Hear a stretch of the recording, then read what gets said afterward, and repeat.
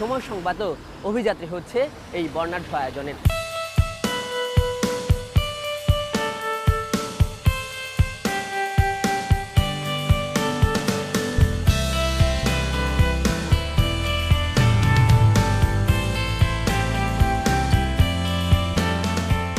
আমাদের প্রথম গন্তব্য ঈশা খান নৌঘাটিতে নোঙর করা নৌবাহিনীর যুদ্ধ জাহাজ বানৌজা বঙ্গবন্ধু। ওই নৌঘাটি থেকে গভীর সাগরে মহড়াস্থলে আমাদের নিয়ে যাওয়া হবে এই জাহাজে করেই। মহড়ায় জাহাজটির অংশগ্রহণ থাকবে, তবে নৌবাহিনীর সর্বাধুনিক জাহাজ হওয়ায় এবং অভিযানের কেন্দ্রে থাকায় গভীর সাগরে এই জাহাজটি থেকেই সবচেয়ে বেশি উপভোগ করা যাবে সামরিক মহড়া। এরই মধ্যে আমরা পৌঁছে গেছি বানৌজা বঙ্গবন্ধু বা বাংলাদেশ নেভি ওয়ারশিপ বঙ্গবন্ধুতে। আমাদের যাত্রা গভীর সমুদ্রে শুরু হবে সকাল 9:30টায়, কিন্তু তার আগে প্রধান অতিথি আসবেন, এখন শুধু তারই অপেক্ষা। নৌবাহিনীর সমাপনী মহড়া এক্সারসাইজ সেফগার্ড 2019-এর প্রধান অতিথি ছিলেন পরিকল্পনা মন্ত্রী এম এ মান্নান। তিনি আসার সঙ্গে সঙ্গেই রেওয়াজ অনুযায়ী তাকে বঙ্গবন্ধু যুদ্ধ জাহাজে স্বাগত জানান নৌবাহিনীর ঊর্ধ্বতন কর্মকর্তারা। এরপর সামরিক কায়দায় গার্ড অফ অনার দেওয়া হয় তাকে।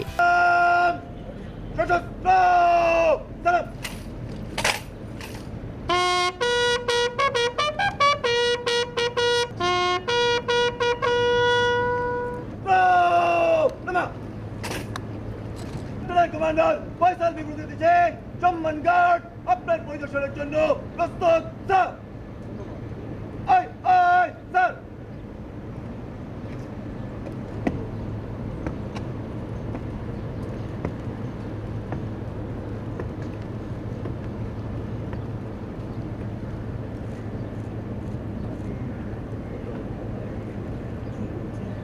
পরিদর্শন এক স্যার। যাত্রা শুরুর আগে যুদ্ধ জাহাজে অবস্থানকালে নিরাপত্তা বিষয়ক ব্রিফিং। আপনাদের সুবিধার্থে আমরা যেটা করছি, যেটা আপনারা প্রতিটা বিষয় আপনাদের যেটা মূল কাজ। নৌবাহিনীর অফিসারগণ একে একে বলে দিলেন খুঁটিনাটি, তথ্য দিলেন ক্ষেপণাস্ত্রবাহী ফ্রিগেটটির সম্পর্কেও। এটি যুদ্ধে ও শান্তিকালীন সময়ে সমভাবে দায়িত্ব পালনে সক্ষম। 1998 সালে কোরিয়ায় এর নির্মাণ কাজ শুরু হয়, শেষ হয় 2000 সালে। এটি নৌবাহিনীর প্রধান জাহাজ। এই জাহাজটিতে একই সঙ্গে জাহাজ বিধ্বংসী ক্ষেপণাস্ত্র, বিমান বিধ্বংসী ক্ষেপণাস্ত্র সহ কয়েক ধরনের রণসজ্জা আছে। যুদ্ধক্ষেত্রে ব্যবহৃত হেলিকপ্টার ওঠানামার জন্য রয়েছে আধুনিক হেলিপ্যাড। যুক্তরাষ্ট্র সহ এই জাহাজটি রয়েছে বিভিন্ন দেশের নৌবাহিনীর সঙ্গে মহড়ায় অংশ নেওয়ার অভিজ্ঞতা। 2014 সালে মালয়েশিয়া এয়ারলাইন্সের ফ্লাইট 370 নিখোঁজের পর বঙ্গোপসাগর এলাকায় অনুসন্ধান কাজে অংশ নেয় বানৌজা বঙ্গবন্ধু।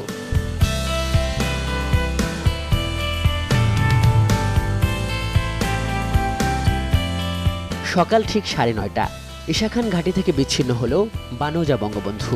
চট্টগ্রাম সমুদ্র বন্দরের ধারক কর্ণফুলীর বুক চিরে চলতে থাকলো যুদ্ধ জাহাজটি।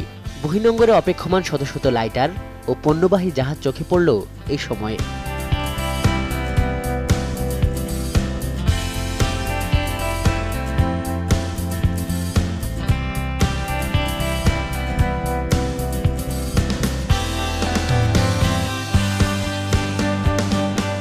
নৌবাহিনীর মহড়া এলাকায় যে সমস্ত বাণিজ্যিক জাহাজ অবস্থান নিয়েছিল, সেসব জাহাজকেও নিরাপত্তার স্বার্থে নিয়ে আসা হয়েছে উপকূলের কাছাকাছি কর্ণফুলীর মোহনায়।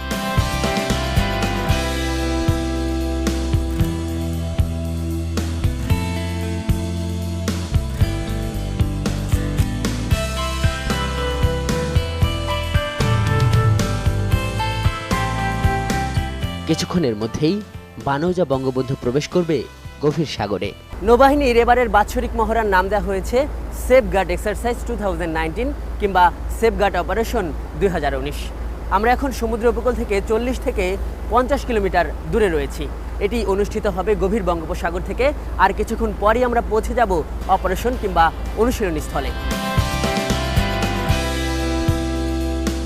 যেহেতু এই মহড়ায় যুদ্ধজাহাজ বঙ্গবন্ধু অংশ নেবে, তাই গভীর সাগরে কৌশলগত অবস্থান নিল জাহাজটি।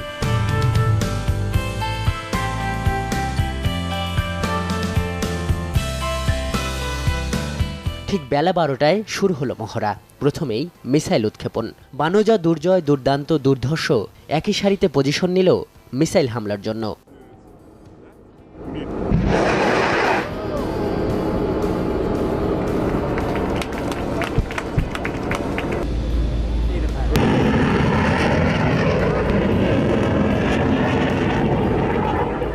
পানোজা দুর্জয় দুর্দান্ত থেকে পরপর দুটি দূরপাল্লার সারফেস টু সারফেস ক্ষেপণাস্ত্র উৎক্ষেপণ করা হলো, যা সুনিপুণভাবে 40 কিলোমিটার দূরে থাকা প্রতীকী শত্রু জাহাজকে ঘায়েল করতে সক্ষম হলো।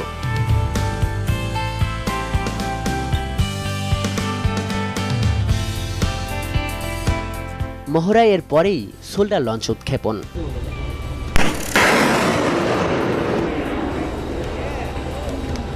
বানোজা বঙ্গবন্ধু থেকে আকাশে কল্পিত শত্রু বিমান লক্ষ্য করে শোল্ডার লঞ্চ ফায়ারিংয়ে এবারও লক্ষ্যভেদ হল সফলতার সঙ্গে।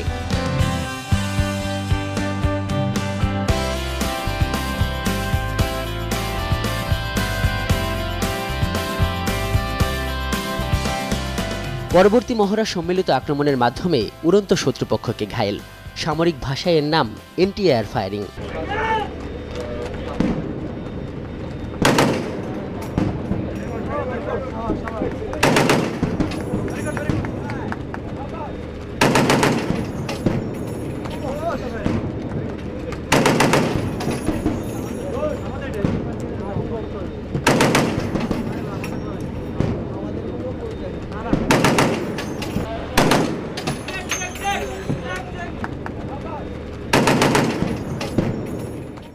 সম্মিলিত আক্রমণের অনুশীলনের পর দৃশ্যপথে জাহাজ থেকে সাবমেরিন বিধ্বংসী ক্ষেপণাস্ত্রের পরীক্ষা। নৌবাহিনী বলছে এটি আরডিসি ফায়ারিং।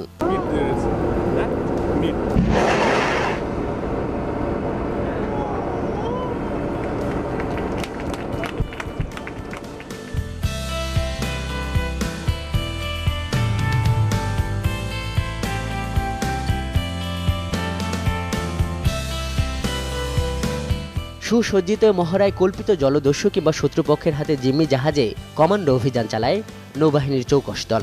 দক্ষতার সঙ্গে আক্রান্ত জাহাজের নিয়ন্ত্রণ নেয় তারা।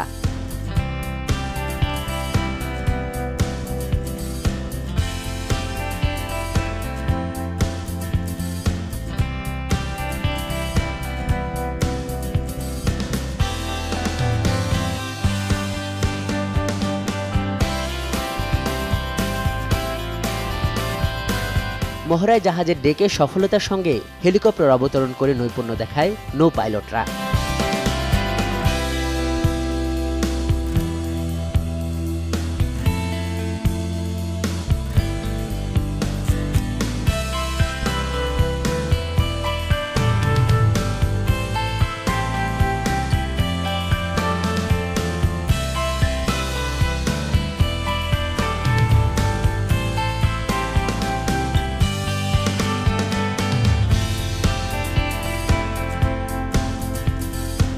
সংশ্লিষ্টরা বলছেন, বহিঃশক্তির বৈরী মনোভাব ও কর্মকাণ্ডের পর্যালোচনা এবং আন্তর্জাতিক ও কূটনীতিক বিষয়সমূহ বিবেচনা করে বিভিন্ন ধাপে কৌশল নিরূপণের মাধ্যমে এবারের মহড়া সাজানো হয়েছে।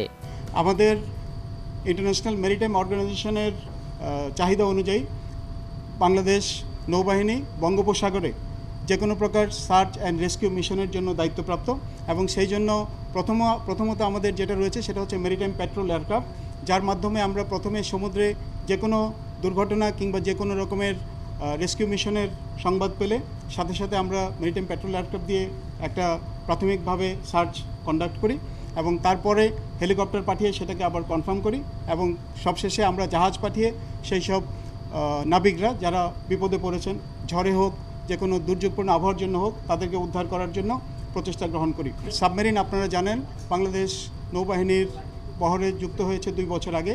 সাবমেরিন এখনও পর্যন্ত অপারেশনাল ট্রেনিংয়ে নিয়োজিত রয়েছে এবং আমরা আশা করছি খুব শীঘ্রই সাবমেরিন নিয়ে আমরা সমুদ্রে আমাদের অপারেশন শুরু করতে পারবো। এবং আপনার প্রশ্নের দ্বিতীয় অংশের জন্য বলবো, এই মহড়াটি আমরা প্রতি বছর পরিচালনা করে থাকি। এই মহড়ার মূল উদ্দেশ্য হচ্ছে বাংলাদেশ নৌবাহিনীর সার্বিক যুদ্ধের যে প্রস্তুতি, যেটা আমাদের দায়িত্ব, শান্তিকালীন সময় আমাদের দায়িত্ব হচ্ছে যুদ্ধের জন্য প্রস্তুতি গ্রহণ করা এবং সেই অনুযায়ী প্রশিক্ষণ প্রদান করা। এই মহড়াটি মূলত সেই রকমই একটি প্রশিক্ষণের অংশ এবং এটা আমরা প্রতি বছর জানুয়ারি ফেব্রুয়ারি মাসে এই মহড়া পরিচালনা করে থাকি। আমাদের একটা ফোর্সেস গোল আছে আমাদের, যা আমাদের সরকার অনুমোদন করেছেন, সেটা আমাদের পরিকল্পনার মতো মনে করেন। পঞ্চবার্ষিকী পরিকল্পনা থাকে, 20 বছরের পরিকল্পনা থাকে। আমাদের সশস্ত্র বাহিনীর জন্য আমাদের পরিকল্পনা আছে। কাটায় কাটায় সর্বক্ষেত্রে মিলবে না, কোনো কোনো ক্ষেত্রে আমরা এগিয়ে যাই আগে, কোনো কোনো ক্ষেত্রে হয়তো আপাত দৃষ্টিতে পেছনে পড়ি। সার্বিকভাবে আমরা আমাদের পরিকল্পনার সঙ্গে সাযুজ্য রেখে এগোচ্ছি এবং এগুলা যে আমাদের উদ্দেশ্যগুলো এই ক্ষেত্রে আমরা পর্যায়ক্রমে আগামী কয়েক বছরের মধ্যে শেষ করতে পারব। পুরো দিনের এই অভিযাত্রায় নৌযোদ্ধাদের রণকৌশলে আবির্ভূত উপস্থিত অতিথিরা। থ্রিল যারা সাগরে থাকে মাসের পর মাস, এই আমি অনেকগুলো সৈনিকের সঙ্গে কথা বলছি, জওয়ানের সাথে কথা বলছি, তারা 18 দিন 20 দিন পরে কিনারে ভেড়ে তাদের জীবনযাপন একটা ইসের মধ্যে থাকে, 3 জন 4 জন 5 জন করে থাকে একটা ইসের মধ্যে। আমাকে ঘুরে ঘুরে দেখাইছে এগুলি। হ্যাঁ, এটা অদ্ভুত একটা লাইফ আর কি, একটা যারা না দেখছে এটা তাদের দেখা উচিত আর কি। এনএস বঙ্গবন্ধু বাংলাদেশের সবচেয়ে বড় জাহাজ নৌবাহিনীর। আসার আগে অনেক বলছিল যে জাহাজ কাঁপাকাঁপি করবে, একটা ভয় ভীতির ব্যাপার, কিন্তু এটা আমার কাছে মনে হয়েছে আমি বাসায় আছি এরকম। তবে গভীর সমুদ্রে এটা প্রথম যাওয়া, এটা অনুভূতি তো আসলে একটু অন্যরকম, অনেক ভালো লেগেছে।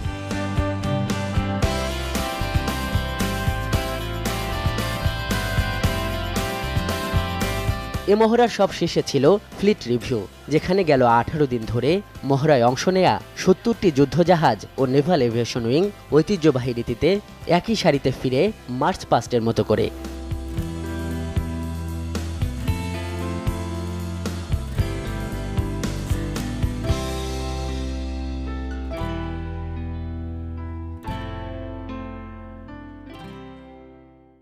সফল মিসাইল উৎক্ষেপণ, প্রতীকী লক্ষ্যবস্তুতে একক এবং সম্মিলিত হামলার মাধ্যমে আরও একবার নিজেদের সক্ষমতার জানান দিল বাংলাদেশের ত্রিমাত্রিক নৌবাহিনী।